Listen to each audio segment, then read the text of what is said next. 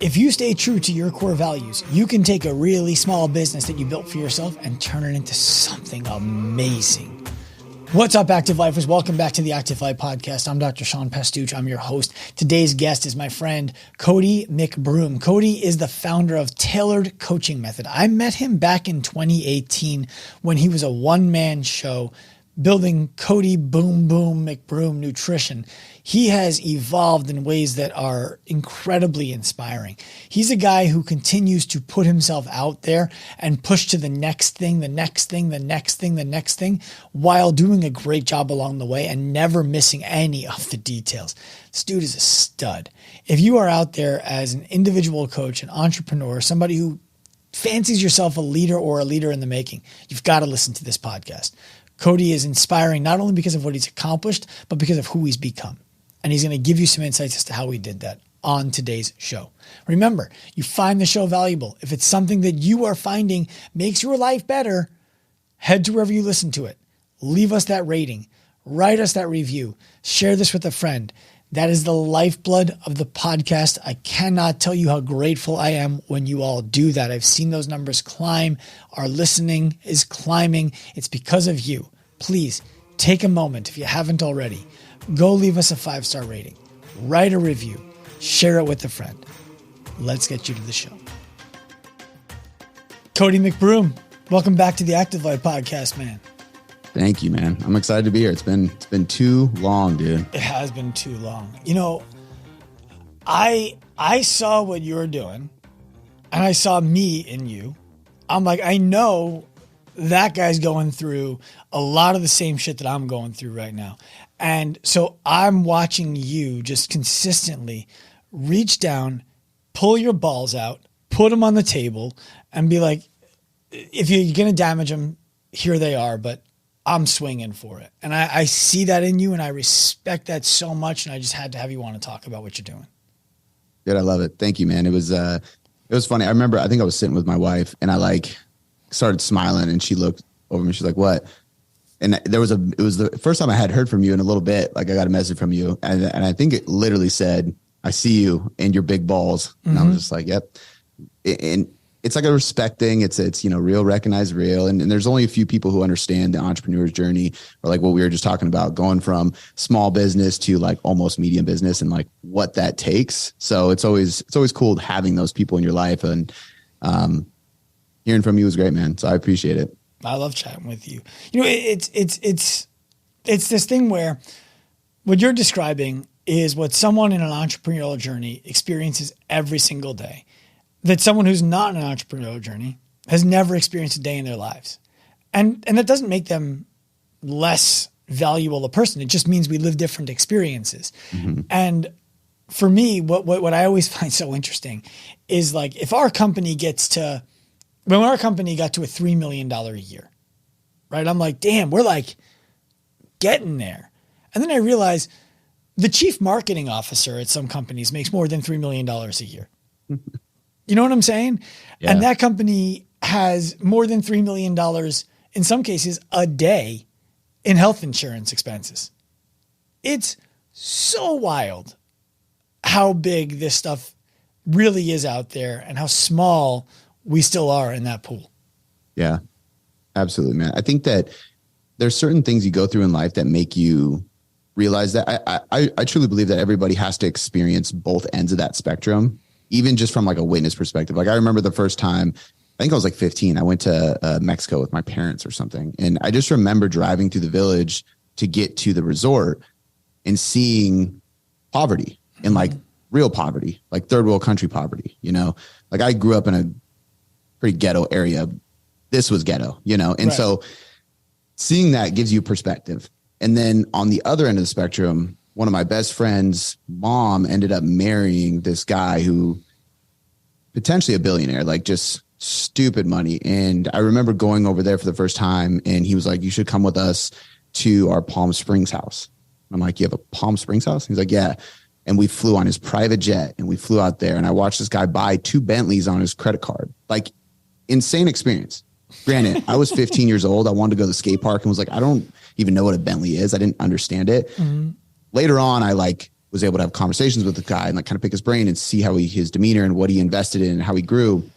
Because up until that point, I just saw like drug dealers in movies being rich, So, but seeing that like taught me a lot, and it kind of fueled me to start thinking business wise of like how big you can grow a company and how many people you can influence through that, be the ones in your company and the ones that your company and your team is influencing.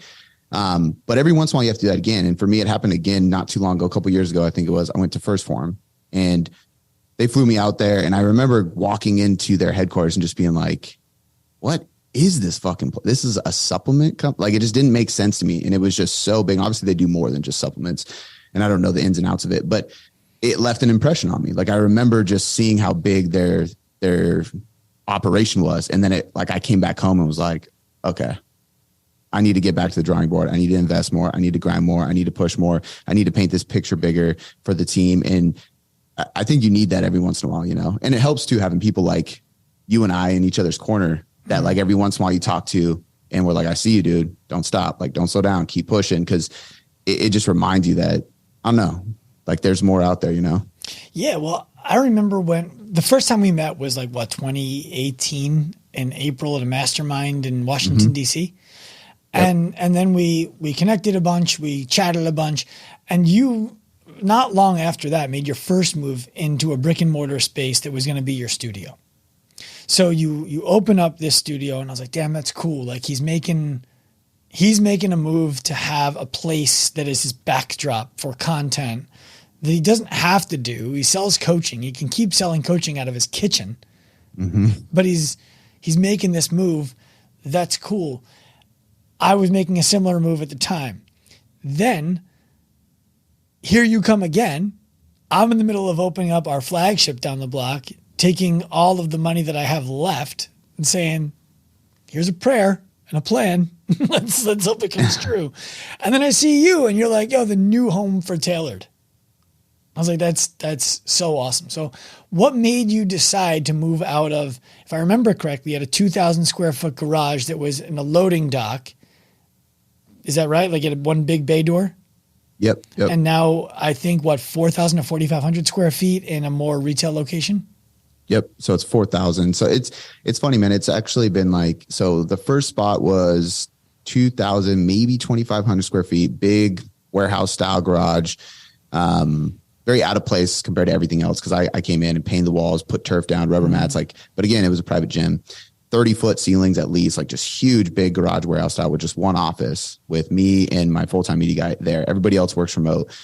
And I love the guy, but I couldn't just sit in the office with him. We needed space. We needed more storage. And so the unit next door opened up. So I rented out the unit next door. So we added another 3,000 square feet. So now we got 5. Just cut a hole in the wall, did a door through it. And then we had basically like a gym, his office. And then we had like a big storage area and then my office. And then we moved out of there into this spot, which is 4,000. So we actually lost 1,000 square feet. But the difference is this is like actual retail. So we have offices, we have air conditioning and heat. We have like carpet floors, so we're able to put together, like we have a podcast studio. We have a separate office for meetings and where we package client gifts and stuff like that. He's got his own office for all of his editing and everything. I have my own office. Then we have a 2,000 square foot gym with a kitchenette and a bathroom that's separate, storage, all that kind of stuff. To again, just shoot content, let people come lift when they're in town or just friends and family, free membership kind of style.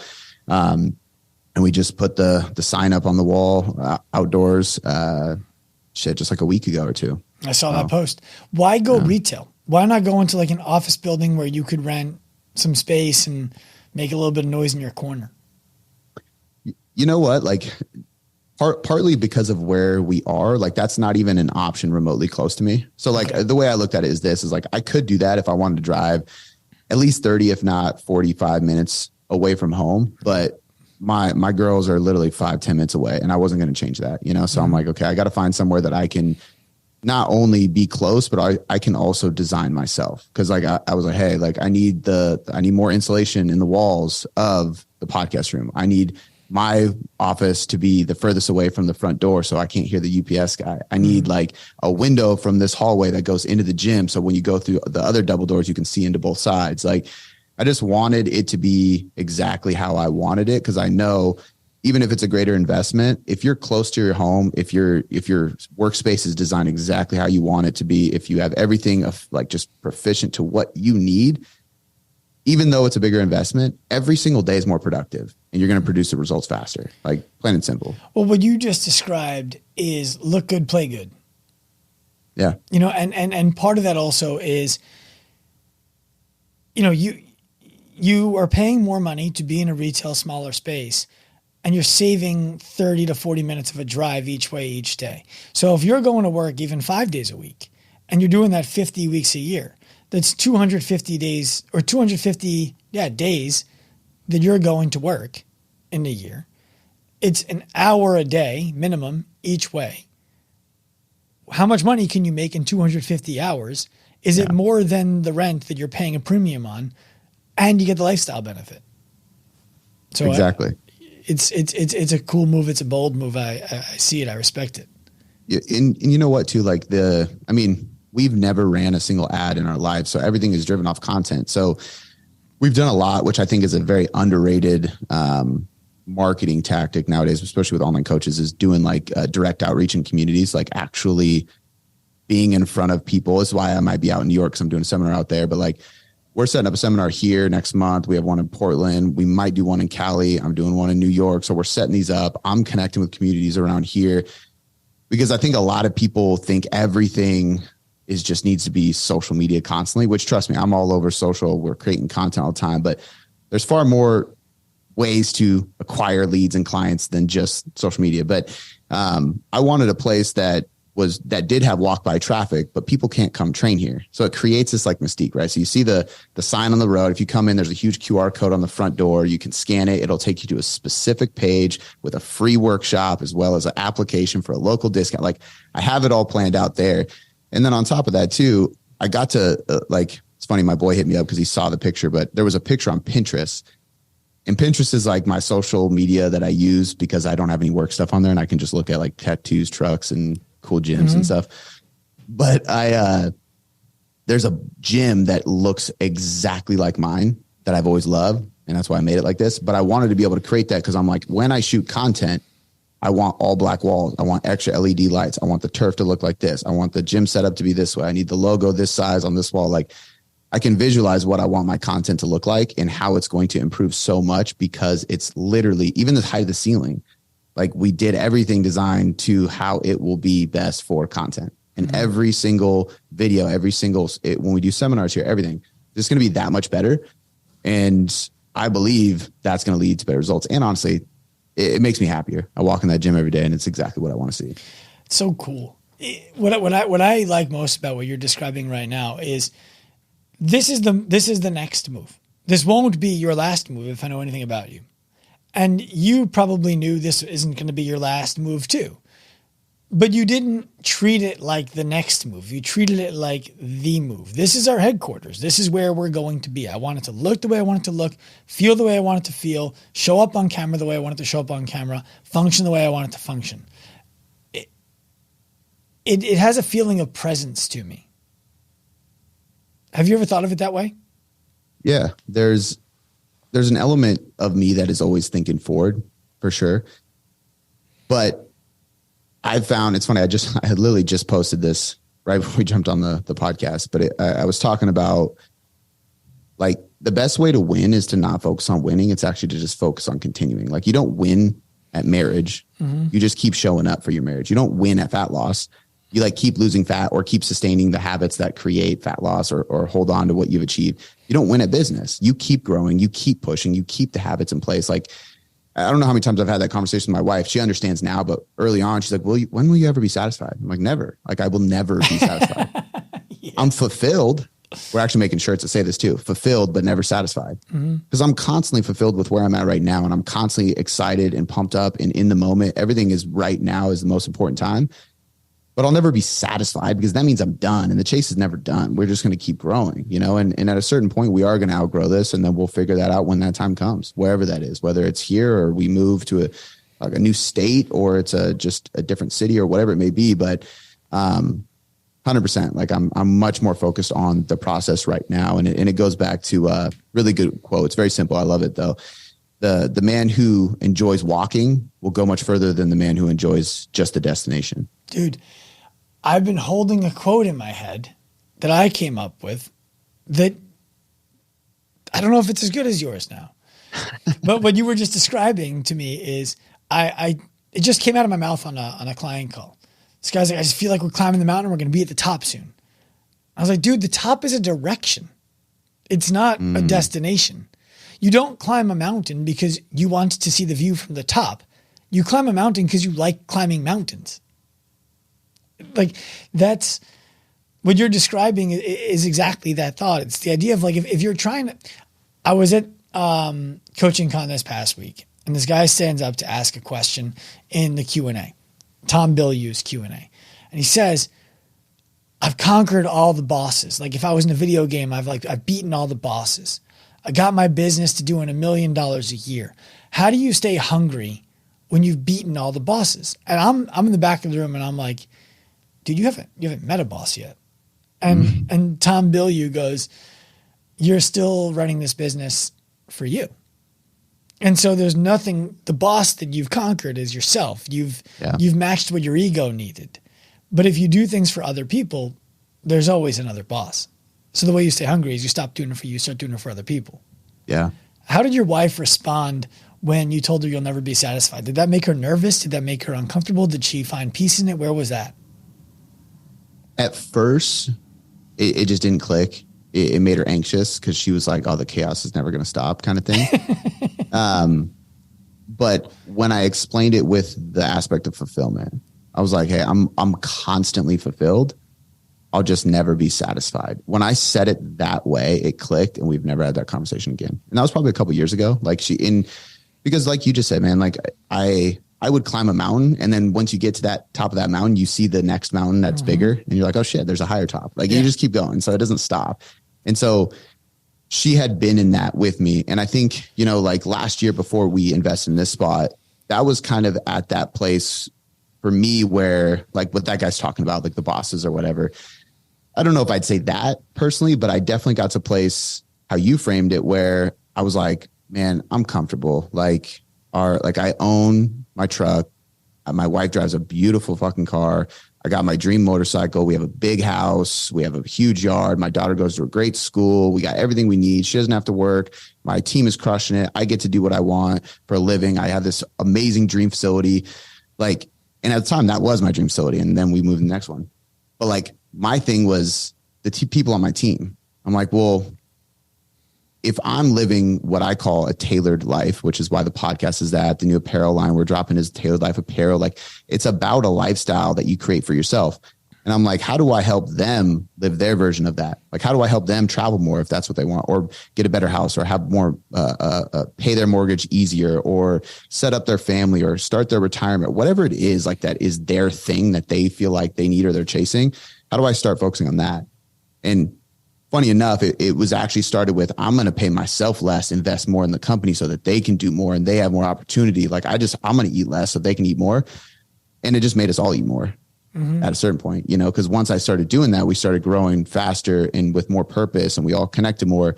And then that clicked, and I'm like, okay, this is how it works. You mentioned, I don't remember if it was on air or before we came on air, that you went out to First Form. You saw what they're doing over there. And you mentioned that they're doing more than selling supplements. So I think it was on air, but I think you just hit on what they're doing, and you're just doing it at your scale right now. Yep. The more that they're doing is they're a brand. So First Form can be like, we now sell cars, right? Because Andy Frisella is a big car guy, and First Form fans would buy the car. It's building the loyalty to, that lifestyle sees me. I see that lifestyle. I see that brand, and we are one kindred spirit. I want that brand to do well because that brand represents me. So that brand doing well means I'm going to do well. I feel like that's what you're doing too, with your apparel drop, with the podcast, with the seminars, with the coaching you're doing. My favorite content that you put out, I don't mind looking at you all jacked and shit, but the stuff that you put out that I like the most is the stuff with your wife and your daughter. Because me, as someone who, if I was looking for that kind of a a coach to support me. I want the company where it's obvious to me. I've never met your wife. I've never talked to your wife. I would be blown away if she was anything but exactly who I think that she is, and if you were anything but who I think you are to her. Like, I have no doubt that you put her and your kid ahead of your business, and that's why your business is successful. Back. Yeah. Right? I think the funny thing about this too, for any coaches listening, is that that's what sells more coaching. But I don't do marriage coaching. I don't do, you know. What do you mean that's what sells more coaching? What do you mean? Because I put out content that is me jacked or me talking nutrition and training, stuff like that. Because I have to remind people that I am a credentialed sports nutritionist. I'm a high level trainer. Like, I know my shit. You know, we have a PhD on staff. Like, we will be able to handle your shit. But that's information, you know? And then when you put content out that is also relatable and that inspires people because they can actually connect to it, they trust you. And when they trust you, they'll buy from you. When they trust you, they'll allow you to coach them and guide them because they don't think you're just somebody who understands science and formulas and numbers and how to calculate macros. They understand that you're somebody who knows how to do that, but apply it into a lifestyle setting.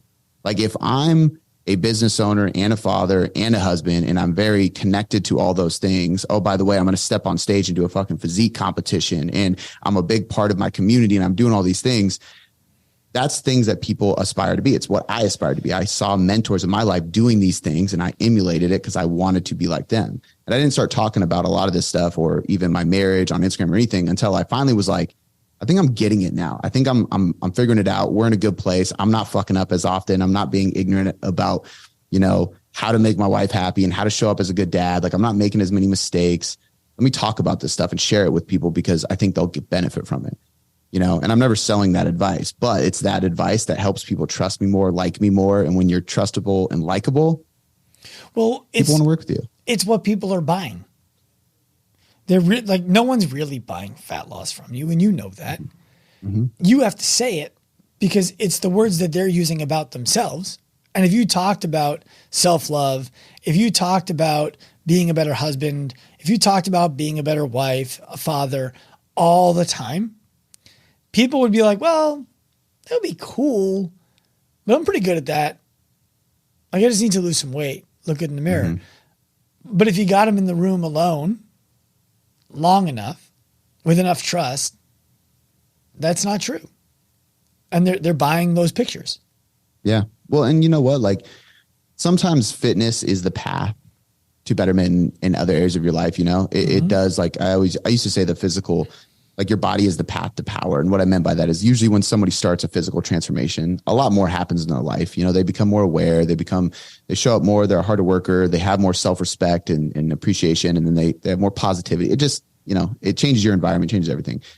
But a lot of times too, if I'm talking about these things and I'm posting these questions and I'm saying things, people will read it. And that's when they finally ask themselves in the dark or in their journal when they're alone, they'll be like, am I really what I think I am? Because it wasn't until somebody presented it to me that way where I had to question my own, you know, how I was showing up, that I was like, actually, I think I could be better at that, you know, and I became more aware. And then I actually made changes to that. And I think that's what causes people to change. But I mean, we were talking about this the other day. We just started doing YouTube again, and like, we're going to do more of like a vlog style, which I've never been into personally, but I had a conversation with my media guy because he's into that. And I know, like, as part of building a personal brand, like, it does help for people to see more than just the information. Right. And it was like, well, why do you want it? Like, what's driving you to want to do it? And I was like, man, I want to show people that they can actually accomplish a lot of cool shit if they get out of their own way, if they stop telling themselves the bullshit stories in their head, or if they stop being the victim, if they stop having this weak ass mentality and just do shit with it. Because, you know, we talk about this all the time on the team is we're very average individuals. And I told my team, I was like, this is like our superpower. All of you guys are very normal. None of you guys are genetically gifted. None of you guys are like advanced in anything or like overly jacked or anything, but you keep making it happen. You keep progressing despite being so normal. And that's inspiring for people. And dude, I got straight D's in high school. I was not a good guy. I didn't lift a weight until I was 18. I wasn't like honors or, captain varsity, anything. I went to community college. Like my first entrepreneurial pursuit was selling weed. Like I didn't do like, I am a normal guy who didn't have anything like handed to me or like a perfect path or a setup or any guidance on how to find a career. I stumbled into fitness.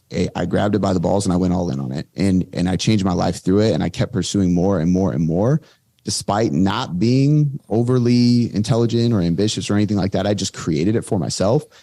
And now I live my dream, and I want to just show people that like now I am kind of jacked. I am living my dream. And mind you, I grew up the chubby kid in the group, so it's like, it's so much is possible if you just get out of your own way. And that's what I want to show people, Well, I remember you told me when I first asked you, why was the name Boom Boom, Cody Boom Boom McBroom? You were like, I was a chubby kid and I would just bounce into people and they were like, boom, boom, there goes Boom Boom again.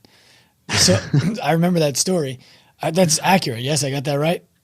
No. I didn't get it right. Sorry. So that's not where the nickname came from. Okay. That's accurate. We might've had a different conversation because there was actually, I don't remember what it was, but my uncle and my dad used to call me this name. It was like an old famous football player that was basically a bowling ball, like you're saying. And I would do that. And that's what they would call me, him. I can't remember his name, but I'm not into sports. But Boom Boom came from, so my brother was Vinny Boom Boom McBroom. And the announcer one day at soccer game just said Vinny Boom Boom McBroom. And then like later on, when I got to high school, I played with him. We were both Boom Boom. And then he graduated and I just took the name and made a website with it, started a blog. Like, so I mixed two stories into one. Yeah. So you said two things I want to go back to. One was that someone called you on, are you showing up the best that you possibly can? And you realize that you're not. Who was that? A couple of people. To not go into like a long-winded story, I would probably say like the first person that really like kind of hit home with me on that, his name was Steve Krebs. And I went through like it's called Wake Up Warrior years ago. I jumped into that when it was like a smaller program. It's like a men's entrepreneur program. It's a much larger scale thing now. I don't really know what's going on with it. So I can't speak much on it today, but he was part of it. He took me through it. Yes. Yeah. So he had like a head coach, one of their head coaches, Steve Krebs. He's not in it anymore. And I knew him through the fitness space. And I went through like a warrior thing with him and stuff. And it was in the early stages of that. It was very, very eye-opening, especially because I like had just, me and Shannon were just dating. And I remember finding out she was pregnant and being on a group call and like opening up about it and being scared as shit. Cause I was like, hey babe, we're gonna be fine. Like it's all good. Everything's fine. Like she left for work and I get on this men's group call and I'm like, dude, what the fuck? Like, and I'm the youngest guy in the group cause I jumped into that at a young age compared to these guys who are 10 plus years older than me owning businesses and stuff. But I would throw myself into those things. So he kind of opened up a lot of it to me. And then later on, I hired a mentor who I had already known for a decade. And his name is Andreas. He's actually my partner in the apparel company. And he's a philanthropist. He owns multiple businesses. He was NBA in the Mexico, whatever it is over there. It's not NBA, but pro basketball player in Mexico. He's a cancer survivor. He owns an orphanage. The dude is amazing. But like, he's the kind of guy that has 36 hours a day, and you just don't understand how so many people rely on him and how he's so calm and cool about it and just crazy. So he was somebody that kind of called me out on a lot of that as well. That's cool. It's great to have people like that in your life. I was talking to someone recently about the idea that the most valuable friend that you have, your best friend, isn't the person who makes you feel good all the time. It's the person who checks you when you need to be checked. When your actions are out of alignment with your words, when your words are out of alignment with your words. It's having that friend who is down to tell you like, hey man, you could show up better than that. Mm-hmm. To me, that's your best friend. Yeah. You said two things earlier also that I'm going to keep going back to what you said earlier because you say a lot of good stuff. The first thing is just a statement. You talked about the idea that you can learn a lot about life through fitness. I agree with you. If you're paying attention. And oftentimes it takes somebody to help you pay attention to what you're learning. And you described when you were 15 years old going to Mexico and seeing real poverty. I bet there were a lot of people who drove through that village who saw nothing. And to me, the fitness journey you're describing is directly adjacent to that drive through Mexico. If your eyes are closed, you could get in the best shape of your life and learn nothing along the way. Yeah. So I think that's why companies like yours, companies like mine are valuable to people. We force people to open their eyes. What are you learning as you do this? It's not just fat loss. It's not just getting out of pain. It's who were you that you ended up this way in the first place? And who are you going to be that not only do you solve this problem, but you never go back to it and you influence other people to improve their lives. Yeah. So I want to give you credit where it's due on that, even if you weren't asking for it. I think you do much more than just help people get fit. The second thing is the thing I'm noticing about the way that you're talking right now, and I'm not surprised by it at all, by the way. I'm enjoying that we're not talking about fitness, nutrition, weight loss, muscle gain, any of that stuff. And it's striking me that unless I'm mistaken, and I may be wrong, but I doubt it here, you've evolved a lot as a leader. Has that been something, would you agree with that? And is that something that you've done intentionally? Yes. And yes, absolutely. So I think that somebody asked me this not that long ago, of like, I think it was like at the end of the year, or maybe it was the beginning of this year. And it was like, what did you focus on most from a study perspective? Like, what did you read the most? What did you look into? And that was my answer. It was leadership. And I think that my good friend / big brother, mentor, whatever I can even call him now, we're very close. He's close to my family. Andreas, he was somebody that I really started trying to ask that, because he was a leader to so many different people. He has a big family. He's the leader of the family, even the older siblings and everybody. He is the leader of multiple companies. He is the leader of and the visionary of an orphanage that housed 2,000 plus kids that are in need in Mexico. He is the leader of his mentor group. He's the leader of his family. He's a big part of his church. Like he was the leader of so many places, and I was just like amazed by it.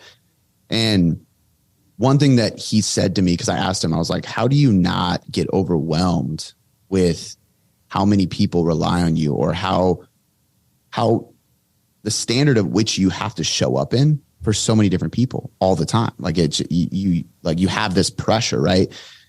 And I've heard it a million times, pressure is a privilege, because if you have that pressure, there's a reason for it. And the way he said it was just that. He was like, there comes a point in time where you just feel it, and you have to trust that feeling. And if you know that that's who you are supposed to be, believe it and just deal with it. And if you just start accepting it, you become way more excited about it and way less anxious about it.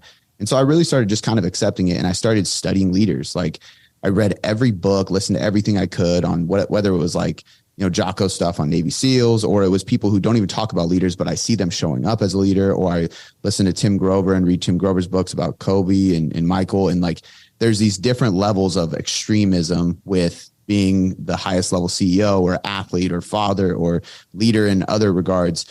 And I just started trying to pick apart what they do, who they are, how they show up, and how I could be that for more people. And the funny thing is, it's actually a lot easier than most people think. I think it's in you. And if it's in you, it's way much so. It's more so being there for people and showing up for people and sending the text to your team randomly when they need it, or getting on a call when it's needed, and coming home from work and just still being on, not being tired, not being fatigued, but like handling the situation, making the fucking decision when you and your wife can't decide on something, just decide, like little things like that. Like there's a lot in marriage that I think I learned about this as well. But I don't know. I think it's definitely, you're not wrong. You hit the nail on the head. And I think it's paid dividends to my coaching. It's paid dividends to how I show up for my team and influence them to be leaders to their clients as well. And the amount of even just like random married dudes that just hit me up on Instagram now. And they're like, man, like you said something on the podcast, or you made that one post, and like it changed a lot. Like it shifted a lot of my mind, and I started acting on it. So thank you for that. And stuff like that is super, super cool, man. But I absolutely have focused on that probably more than anything in the last 12 months or so. I was just on a walk with a local entrepreneur who I think is really smart, and who I bounce things off of, and he bounces things off of me. And we were talking about what are the highest leverage skills for a business owner. And we went top 3 from 3 to 1: sales, marketing, leadership. Right. So if the best salesperson in the world, if you put, one person in front of them, they're going to close them. An average salesperson with 100 people in front of them is going to close more than one, most likely. I got that from Brad Lee. And And so marketing, therefore, is a more valuable skill than sales. Then leadership is being able to develop and support people who are equal superstars in both of those skills and all of the other ones to magnify their own stuff. And so now you scale time as a leader. Yeah. So I think it's really cool that it's something that you're working on. I mean, you hit the nail on the head, man. It's so true. And I think that if you can be a good leader, you have, and I don't mean this in like the typical way, but like you have more people who will follow you, you know, in your mission. So I don't mean like followers. I mean like people who actually are in your tribe and actually follow. So if you want your team to sell more, if you want your team to market more, if you want your team to retain more clients, like you have to start by leading them first and foremost. And I would even go as far to say, if you can publicly be a leader, which is what my goal is, right? On the podcast, on YouTube, on Instagram, like really showing up and being myself and especially with the vlogs now and doing things that people can see how I operate and how I act. And instead of like just journaling my thoughts, I'm going to speak my thoughts and share them because I want people to hear it. And when people see that you're a leader publicly like that, that does your marketing for you to an extent, you know, because people will like it, and it makes the sales process easier. And we've like actually done a little bit of like as much as we can, like data collecting on this, where we know where leads are coming from as far as like what application they fill out. We have questions that we ask on sales calls. So we know how long have they been following us? Who are they following on the team? What did they find us on Google? Because we get a lot of people that just find us on Google, like all those kind of questions. And then the how easy it was for the coach to sell them into coaching. And I can tell you without a single doubt that the more often people follow my words and hear who I actually am, the quicker they sell, the easier it is to sell, the better the communication is. Lead nurturing is an easy aspect because you don't have to nurture something that's already nurtured through being a leader publicly, you know? So it almost does the marketing and the selling for you before the salesperson even gets on the sales call to an extent. So yeah, it's really important. The biggest mistake I made in the last 2.5 years was trying to step back too soon. Mm. So saying like, all right, we have this team and this team is really good and this team can do the thing. I'm going to step out of the spotlight and it's going to stop being Sean's company. It's going to start being Active Life. And it was too early. I didn't realize that the thing that was selling all these people were my messages, the way I was showing up. And I don't mean to take all of the credit. You know what I'm describing though, right? Like it's easier to remember who's that guy than what's that company. Mm-hmm. And so stepping back in myself in the last 4 months has really transformed kind of the way that we show up on the stage in terms of people coming and asking about enrollment, our staff feeling inspired, all that kind of stuff. So I think you're doing exactly the right thing with the vlog and open yourself up to people more often. I think it's very industry specific, but I would agree. And I also would add that when you think of like business 101 of what you're like, quote unquote, supposed to do, which is you shouldn't follow that to a T. But when you think about that, like that's exactly what you're supposed to do. Build a company, build systems, hire staff, delegate, step back, mm-hmm. right? And then you can do just like stuff behind the scenes. But like realistically, the shit behind the scenes is boring. Mm-hmm. I would much rather delegate that. For one, it's boring. And two, nobody sees it. Mm-hmm. So if I can be in there and like you said, messaging clients, talking to clients, showing up in person, doing those kind of things, like, man, that shit is way more fun. So if it's more effective too, win-win. Are you still coaching clients yourself? I am not even remotely close to as many as I used to. I still like having my finger kind of on the pulse. I also work with some higher profile clients, which has been a good way to get into different like niche markets, obviously. Mm-hmm. And then to be able to like be in the trenches, still know what I'm doing, improve our systems and stuff like that. I still do coach. Yeah. How do you get to the higher profile clients? The reason I'm asking you this, that's how we got our whole brand on the map, right? It was just studs with big followings telling people they were working with us. Yeah. I pulled back from that too, because one of the things we ran into was people thought they needed to be elite to work with us, which wasn't true at all. Yeah. I'm leaning back into it now, and we're starting to acquire some more of that influential kind of client. And I'm just curious how you go about it as compared to how I'm going about it. So I want to hear your strategy. You know what? Like, I think that, and it probably happened to me the same way it happened to you. And like, I was just really good at what I did. Mm-hmm. And somebody ended up telling the right person, you know, and then that person who knew a lot of people told a bunch of people, you know. It's the same reason why, I don't know. I think you can't overthink that kind of stuff. You just got to be really, I mean, that's like the first rule of business in any type of service-based business. Like, you just have to be really fucking good. I don't care how great your sales is, your marketing, your advertising, your like branding. If you suck at what you do, you're not going to go anywhere. So I think it starts there. And I know for me, like what I've been really focused on, especially with connecting with these gyms and like doing seminars and like just trying to get into other communities. My whole philosophy is like, I'm going to just keep turning doorknobs and I'm going to open every fucking door I see. And then one of those doors is going to have some really cool shit behind it.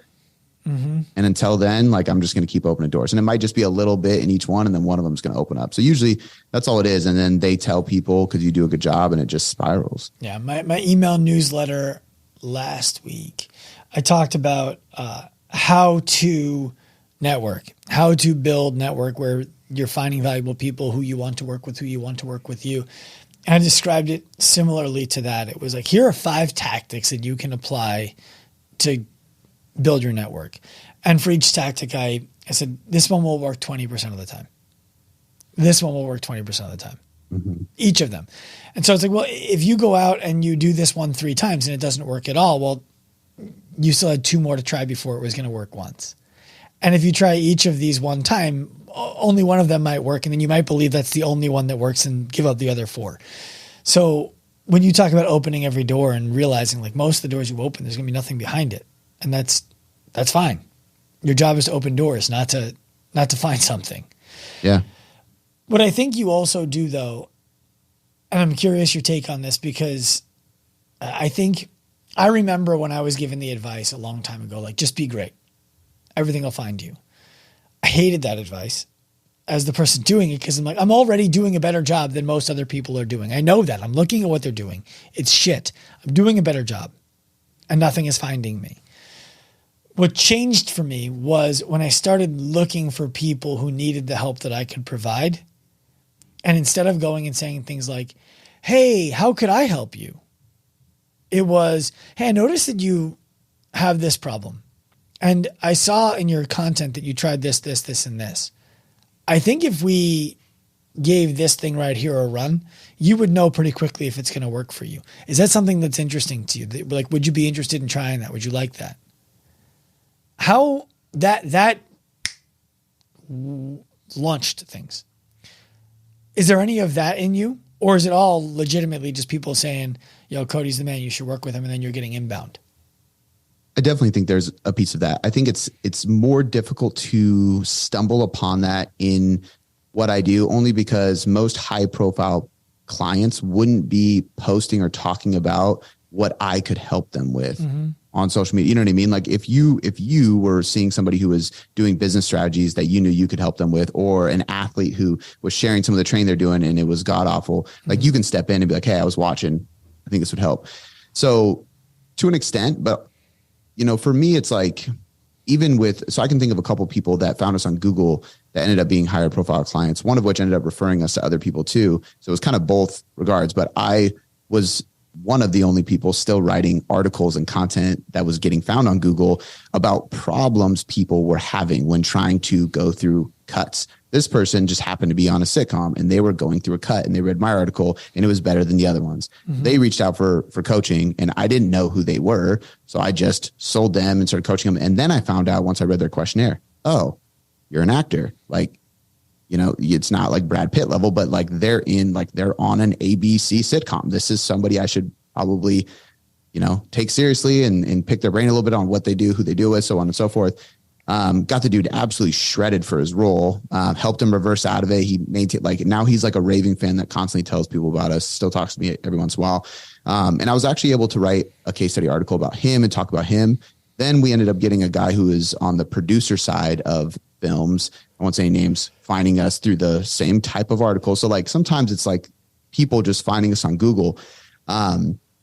Jake Lures is the singer of a metal band called August Burns Red, and he found me on it's a Grammy nominated metal band. They've been around for a long time. Really, really good dude. He actually owns a gym and he owns a nonprofit as well called Heart Sport. And he was following my content, and I saw this guy commenting. I'm like, that name sounds so familiar, because my brother was a metalhead. And so like I ended up DMing him and just being like, dude, it's so cool. Like, big fan, blah, blah. And he was like, man, actually, I would really love to pick your brain. I'm opening a gym and I have trainer stuff, but I'm not a gym guy. Like, can I run some things by you? I was like, absolutely. So I just started helping him for free and texting him and stuff like that. Then he was like, I'm going on tour, dude. I need help. Like, I need to be in the best shape because we're going on tour again. Like, I'm screaming every night, show after show. So I helped him have the best tour of his life because I got him in shape, and then now he hired me to help coaches, trainers at his gym. Like it just evolved, and he tells people about us. And so, that's the same thing with WWE. Somebody was like, oh, I know who you need to go to. And that one, somebody just told them about me. And then people heard that person talking about me at the events and posting about me and stuff like that. And so word spread. So it's multifaceted for sure. But I think it all depends on what you can help them with. In your case, or the case that if somebody is sharing what they're doing in the gym or with their diet, and I know I can help them and they're a high profile client in a different industry, 100%. That is the exact thing I would do. What I liked most about what you said there is that the first person who came through, because you didn't know who they were, you charged them like a regular client, and they were down to pay like a regular client. Mm-hmm. And you focused on giving them an amazing experience, and that led to other people coming to see you. I think that one of the things that often people make the mistake of is, I'll give this to you for free. I'll pay you to do this with me so that you'll tell people about it. It's like, like that's not how it starts. It's not how it starts at all. I remember the first influential person we worked with, exactly like you just described. They came through and bought. I wasn't even necessarily a part of it, like all the way through. And they ended up starting to refer other people. And if they hadn't have bought, they might not have, because it's like, why are you reaching out to me to offer me that when no one's worked with you before? Like, what? It's just interesting to me that yours is similar to ours in that way. Yeah. And I agree. I don't think there's only one person I can think of, and it was a WWE guy that I helped out for free. And I've never done that again. Granted, that experience went really well and it paid off. But the thing I will say is he was in desperate need. Like, there was a level of accountability of like, my career depends on this shit because I'm in that kind of position right now, and now he's thriving. But like, he had the accountability to take it seriously, which we know if you don't have skin in the game, you're not going to take it seriously. So when people just do it for free, or they're trying to help you out, or they're doing it to promote your business, it's just not the same. Yeah. It's not going to work. And I want to be clear also, I'm not suggesting that everybody has to pay. I'm like, there's room to bring people on like that.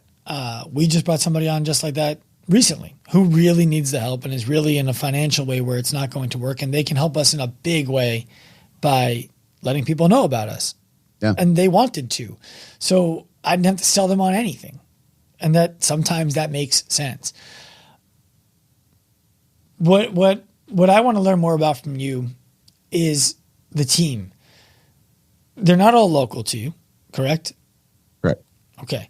So what is something that you would share with people who are listening, or with me, forget about people who are listening, they'll get it anyway, about how you connect with people and make sure that they know that you care about them? I hear a lot of entrepreneurs who talk about, I care about the team, our team. And then you talk to someone on the team, you're like, you're a fucking asshole. Okay, what are you talking about? He doesn't care about anything. So I'm curious how you actually execute on that. Yeah. So I can list out actually quite a few things that we do. Number one, we have 2 retreats per year. So one is here in Washington when it's actually nice out, and then one we pick somewhere sunny. Last time was in Austin. The time before that was Arizona. So we fly somewhere. I get a big Airbnb for everybody to stay in but myself. So I go off to my hotel, let the team hang out, barbecue, eat, do their thing without boss hovering around. And then we have like a full day of personal development, take them out to a nice dinner. Like, we just do our thing for a few days and really connect. And we do that twice a year, which is really important. We have a meeting every other week with me. We have one-on-one calls once a month with everybody. So I'm just on the phone with them at least once a month. If they need something, I'm like, call me, we'll make time. I have a head coach who helps manage the team. He has a call once a month. So every single week they're in touch with they're like me or the head coach, no matter what. Then I have I'm a reminders guy. I have so many reminders on my phone, like that just go off that it's like, text this person about this, do this. So like, as simple as it sounds, a lot of it is that, man. A lot of it is me just texting and sending a voice memo real quick while I'm driving. I'll send one to each person on the team, just back to back to back to back. And it's literally like, yo, like, I'm just checking in. How are you? How was things? Like, how was your kid? How's your journey with this going? Like, not even work stuff. If you need anything help with work, let me know. But like, I ask about them. The other thing is it's very, very open dialogue. Like, they're never afraid to bring anything to my attention. If they feel a certain way, if they're worried about something, if they're in a bind, if they need help, if like, never, because even in the rare cases that we've had, and anybody says they haven't had a client complain is full of shit, or they just haven't had that many clients. But when you're working with thousands of people over the years, like, you're going to have client complaints, you know? And one thing I experienced myself when I worked for other people in the past was being ridiculed and chewed out when a client complained because the customer was always right. But the reality is the customer is always right on the surface. Behind the scenes, they are not always right. And that's just a fact. There's going to be people who complain about nothing, who expect way too much for a relatively cheap online service. Let's be honest. You're paying a few $100 a month. This isn't, you're not married to them. They don't, you know what I mean? Like, it's not. So we've had situations come up and I always give them the benefit of the doubt. I'm like, hey, I got this complaint, but I'm not even paying attention to it yet until I talk to you. I want to give you the benefit of the doubt. I want to hear your side. Like, no matter what, we'll work it out. It's not a big deal. Like, I give them that assurance. And more often than not, because of that, they don't come to the call trying to explain or whatever. They come on the call and they're like, here's what I could have done better. You know, and that they're taking ownership of it, even if it wasn't their fault. Sometimes I'll listen. I'm like, look, it's not your fault. They're just kind of crazy. Like, you're fine. And that's just the reality. That's business. Right. So to me, it's having that open dialogue, doing the retreats, constantly being on the phone with them. I'm just always in touch with them and always giving them help when they need it, no matter what. And trying my best to just be in their corner, man. Like, I think I pay them well. I give them opportunities to grow. Like, we do bonus stuff. Like, that stuff matters too, obviously, because everybody wants money. Let's be honest. But it's there's more to it than that. It's a lot of simple, very, very simple things that I think people just neglect. Business owners and CEOs get so busy that they forget to check on their people. And that alone, I think, is one of the biggest things. Why don't you stay at the Airbnb with them? What's the thought behind that? You know, I don't know for sure if this would be the case, but to me, it gives them a chance to, like, I buy a bunch of beer and like let them let loose a little bit. Some of them don't drink. All of them, they're like, we're health coaches, so they're not like party animals, to be honest. But I want them to be able to like kind of let loose and hang out. And also, like, so for example, there's like a few people on the team that were my clients first. There's some people who weren't my clients. My media guy was my roommate and best friend back in the day. So like, there is an element of acting different when boss is around, no matter how close I get to him. And to an extent, that's how it should be. Because if it's not that way, it means I don't have any authority or any overruling leadership over them. You know what I mean? Like, I have to be a leader. I have to be an authority. I have to be somebody that they look up to, and they do want to be professional in front of them to an extent, right? We joke around, like, you know, it's all fun, but I do think it helps when I go, all right, guys, I'm out for the night, and they can like have a couple extra drinks and like talk about work and business and clients and family and shit without me hovering or hanging around. And then the next day I come back and I take them out to do fun stuff, and we'll have drinks at night and do all that. And then I leave them again, let them do their thing. So to me, I find that it is pretty helpful, and it's cool to be able to be like, here, I got you guys at Airbnb. It's a massive home. All fucking 12 of you guys can stay in here, just hang out, do your thing. I'll see you tomorrow. And I show up in a big ass Astro van that I rented and like pile everybody in there instead of getting like nice cars or two things. I'm like, everybody's driving together. Like, I don't know. It's that together vibe. And going off that too, I'd also add that I think one piece that a lot of business owners are missing is being, and I struggle with this in the beginning, painting a very clear vision for where the company is headed and where everybody fits within that. And I learned that lesson because I had this vision in my head and it really didn't get pushed into the team. I knew where we were going, and I was telling them what they needed to do and what systems we needed in place to get there. And I would like rant to my wife about it at home because I was excited about shit. But the team didn't know where they fit into that picture. They didn't really know what the end game was. So when I actually sat everybody down, I'm like, look, this is where we're going. This is the number. This is the number for each of you. This is the life you could live. This is how this actually helps the non-coaches get to their lifestyle goals as well. This is how it funds the next endeavor that we'll chase. Like, I painted this picture that was all synchronized, and I really like showed them what goes on in my head and where I want to go. Multiple of them were like, I finally understand where I fit in this. And it makes me really excited. And it puts a layer of motivation and ambition for them to be on the same exact ship, going to the same place. That is unmatched, man. Like, that's a huge one for this. You're spot on. That's the hardest thing for me to do, is share with the team, this is what we're doing today. This is the incremental step that we're at. This is where we're going, without them having fear for their job changing, their job being gone, whatever it is, right? Because I'm like, look, ultimately, we're not doing what we're doing right now. It's just not it's not how we're going to make money in 10 years. Today it is, because we're proving something today. In 10 years, we're going to be doing something different. And when I explained to them what we would be doing, it was the first, I don't even know why I did it. I wasn't planning to do it, but I had 10 of our team members here, and I was like, they need to know this, I guess. So I wrote it out on the whiteboard. And afterwards they were like, I get it now. I didn't get it before. I get it now. And it never occurred to me that they didn't get it until I put it on the whiteboard for 10 of them. And then the VP of coaching, because this is where our RX division coaches were here. Nobody from our exec team was here. Nobody from our coach mentorship team was here. It was just client services team. They're like, when we get on our full team call, you need to share this with everybody.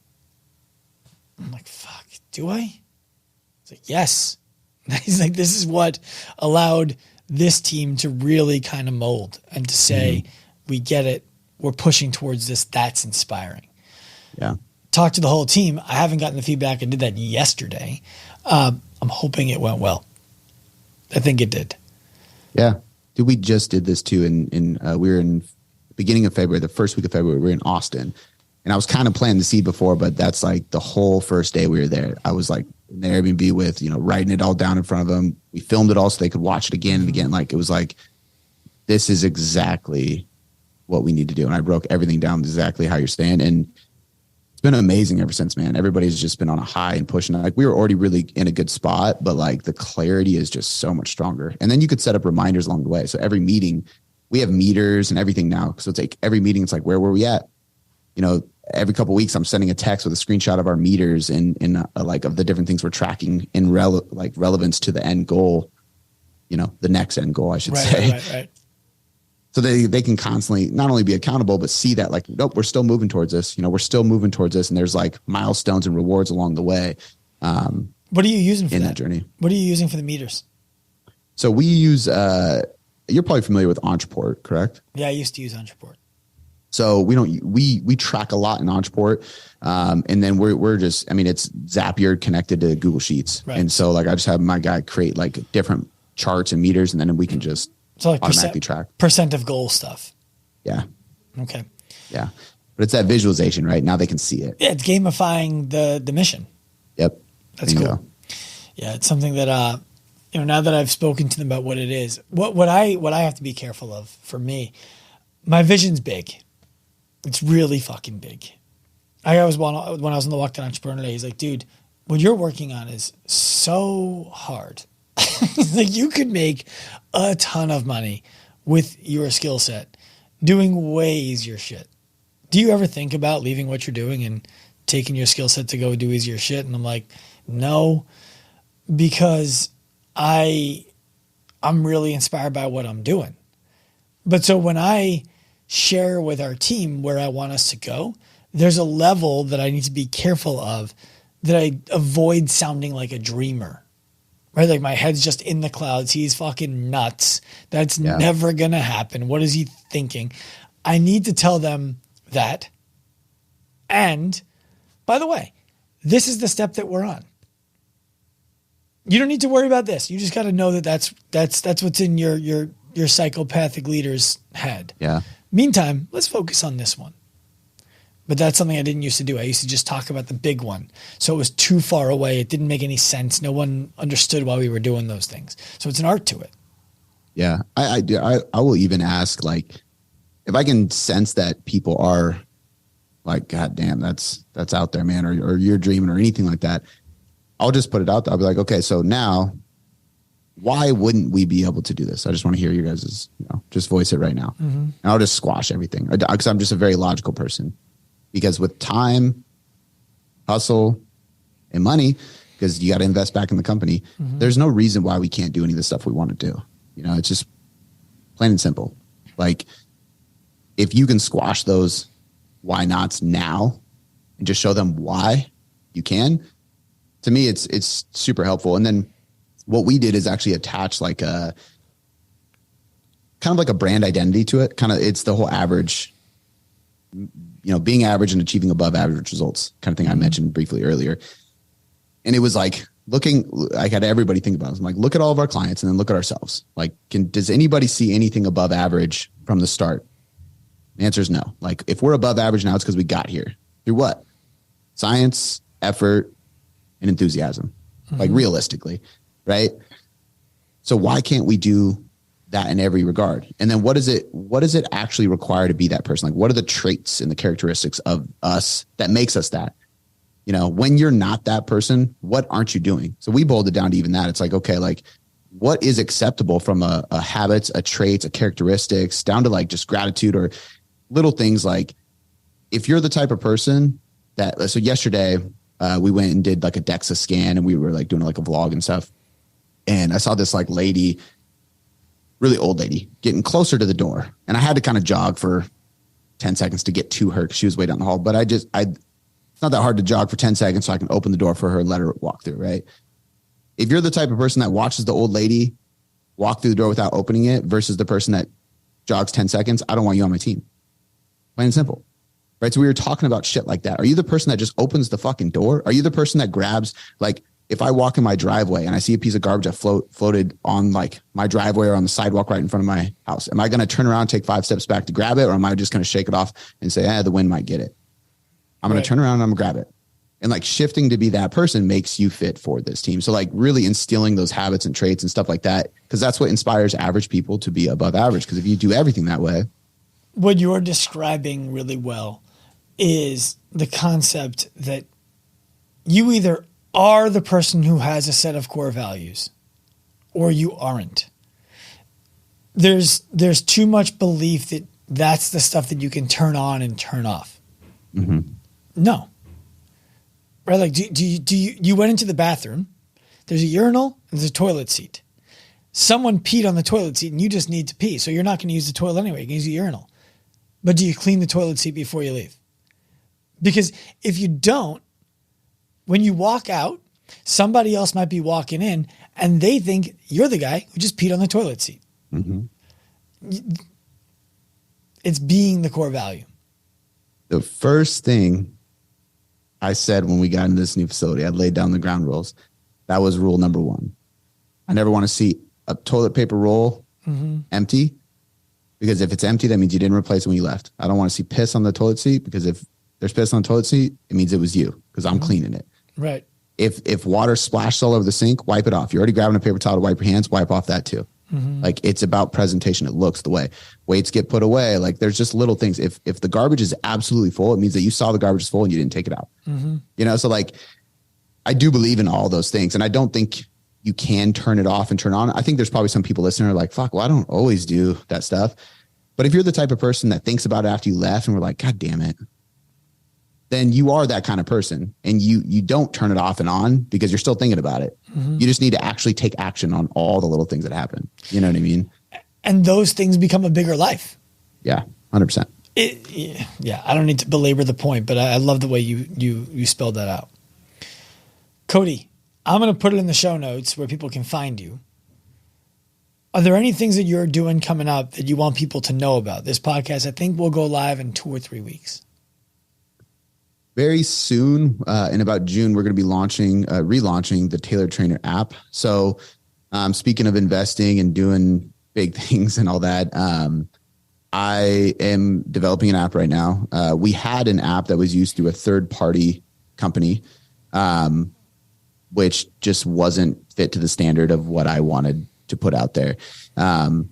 It's a fitness app made by tech people, basically, right? And so I needed tech people to help a fitness guy make a fitness app. So through a crazy journey, because I invested probably like $20,000-$30,000 before I realized I was getting screwed by a company that I was working with, and I had to back out of that. And then I hired a new company and went right back into investing even more to fix and then recreate. So we're going to be launching that in June, I believe. It's actually the end date is tomorrow as we're recording this, 21st of April. So it's going to be done tomorrow, but then we have tweaks to design and beta testing for at least a month. But that'll be coming out soon. It's a cheap way to get workouts basically that are science-based. It's all hypertrophy and body composition focused. So we are not like going to help you CrossFit or fix your movement and stuff like that. You know who to call for that kind of stuff. But for me, it's strictly body composition. Everything else is on tailoredcoachingmethod.com though. The podcast, the free content guides, coaching, all that kind of stuff. Awesome. Cody, thanks again, man. I can't wait till you're here in September. We can hang out. Yeah. Thank you for having me on, man. I appreciate it. I hope you enjoyed this episode of the Active Life podcast.